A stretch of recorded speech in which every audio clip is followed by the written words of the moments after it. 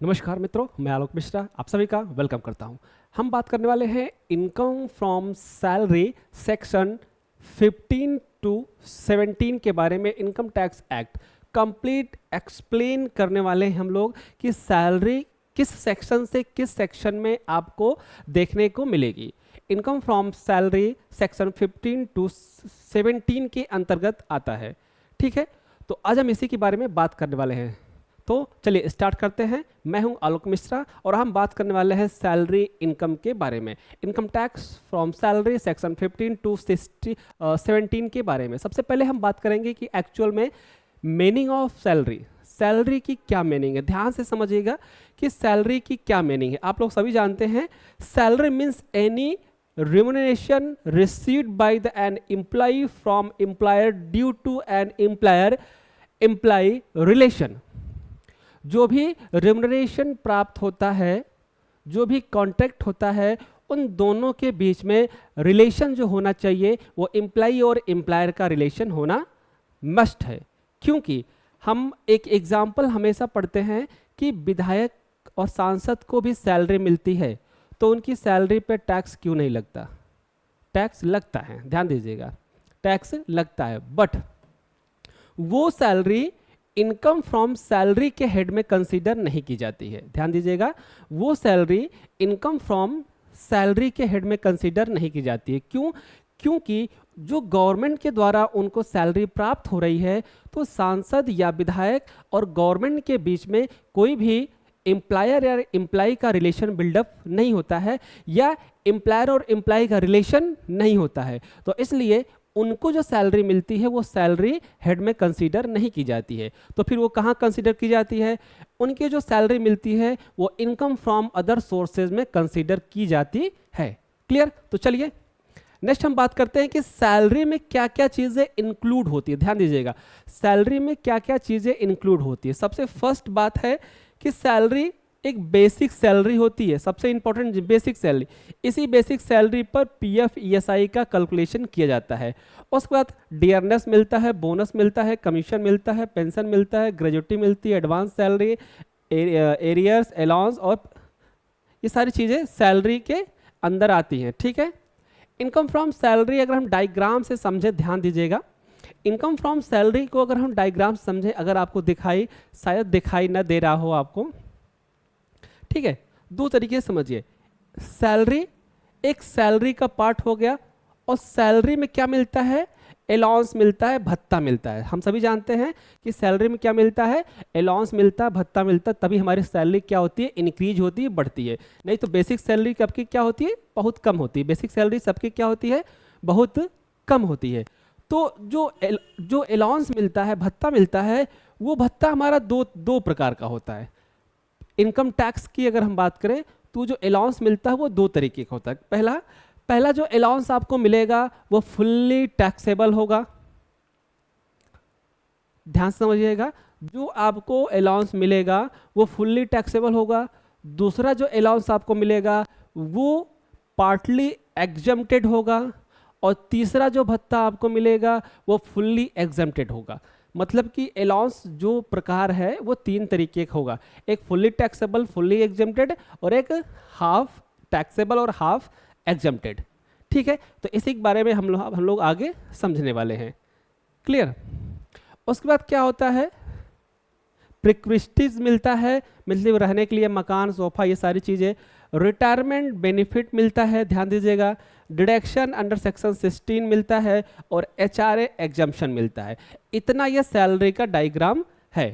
अब अगर हम बात करें एम्प्लॉयर एम्प्लॉई रिलेशनशिप, ध्यान से समझिएगा कि हमें कैसे पता चलेगा कि इन दोनों के बीच एम्प्लॉय रिलेशन बिल्डअप हो रहा है या नहीं हो रहा है। Salary income is a taxable only when the employer और एम्प्लॉय रिलेशन एग्जिस्ट। जब तक इन दोनों के बीच रिलेशन बिल्डअप नहीं होगा सैलरी का, एम्प्लॉय और एम्प्लॉय का, तब तक हम उस इनकम को सैलरी इनकम नहीं मान सकते। क्लियर? जैसे कंपनी पे सैलरी टू एम्प्लॉय, स्कूल पे सैलरी टू टीचर, यहाँ पे है प्रोफेशनल फी पे टू सीए, ये सैलरी नहीं है। फी पे टू लॉयर, ये भी सैलरी नहीं है। ठीक है, they are taxable under the business and profession salary. Clear? ध्यान दीजिएगा आप। Basic charges of section 15। अब ध्यान दीजिए, यहां से हमारा सेक्शन स्टार्ट हो रहा है। सेक्शन 15 की बात कर रहे हैं। सेक्शन 15 में क्या क्या चीजें आती है? तो salary is the taxable when, salary is the taxable when क्या क्या होता है? First, due from employer, received from employer और एरियर्स रिसीव्ड। ये तीन चीजें क्या होती है? सेक्शन 15 के अंतर्गत आती है। नेक्स्ट अगर हम बात करें अलाउंस की, तो अलाउंस मीन्स क्या होता है? Allowance means fixed amount paid to employ for the specify purpose. Clear? Next अगर हम बात करें फुल्ली टैक्सेबल अलाउंस, ऐसे कौन से अलाउंस है जो फुल्ली टैक्सेबल है? They are fully taxable. सबसे फर्स्ट है डियरनेस अलाउंस, जिसे हम बोलते हैं डीए। डीए पूरी तरीके से टैक्सेबल है। Paid to component inflation, tax treatment fully taxable. Next अगर हम बात करें सिटी कंपोनेंट अलाउंस, नेक्स्ट है paid due to high cost of living in the cities. Next है टैक्स ट्रीटमेंट फुल्ली टैक्सेबल, ये भी फुल्ली टैक्सेबल है। इंटरटेनमेंट अलाउंस, इंटरटेनमेंट अलाउंस जो वो गवर्नमेंट एम्प्लॉय के लिए 100% एग्जम्प्ट है, बट प्राइवेट एम्प्लॉय के लिए एग्जम्प्ट नहीं है। जैसे paid for the official entertainment expense, क्या कह रहा है?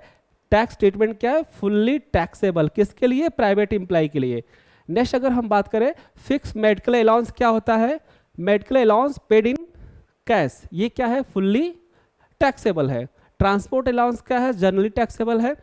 अब नेक्स्ट सेक्शन बी में बात करें हम कि 50-50 की बात है कि पार्टली एग्जम्प्ट अलाउंस कौन कौन सा है? पहला एचआरए, एचआरए की कंडीशन के हिसाब से एचआरए कंप्लायंस होता है। क्या होता है?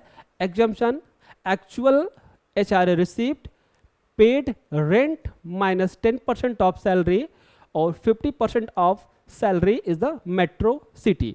क्लियर? अगर हम बात करें next fully exempt allowance subject to condition. Fully exempt है, कंडीशन क्या है? Travelling allowance for the official duty travelling. अगर आप ऑफिस के काम से आप कहीं ट्रेवल कर रहे हो, ऑफिस कंपनी के काम से कहीं जा रहे हो, तो वो जो आपको पैसा मिलता है वो क्या होता है? पूरी तरीके से एग्जम्प्ट होता है। कन्वेंस आपका पूरी तरीके से एग्जम्प्ट है। डेली अलाउंस वो भी एग्जम्प्ट है, exempt to fixed amount. Clear? अब ये अमाउंट दिया गया है कि कितना कितना आपका एग्जम्प्ट होगा। तो जैसे हम बात करें कि चिल्ड्रन एजुकेशन के सब्जेक्ट से बात करें, तो यहाँ पर दिया गया, आप सभी लोग जानते होंगे कि अगर हम बात करें चिल्ड्रन अलाउंस का, तो यहाँ पे 100 रुपये पर मंथ पर child, minimum 2 child, annual exemption 2400 रुपये, साल में 2400 रुपये आपको अपने बच्चे को पढ़ाने के लिए दिया जाएगा। अगर बच्चा आपका हॉस्टल में पढ़ रहा है तो हॉस्टल का एक्सपेंडिचर अलाउंस जो दिया जाता है 300 रुपये पर मंथ पर चाइल्ड, एनुअल एग्जम्पशन आपका 7200। क्लियर? नेक्स्ट हम बात करें प्रकृष्टि सेक्शन 17 सब सेक्शन 2 के अंतर्गत आता है।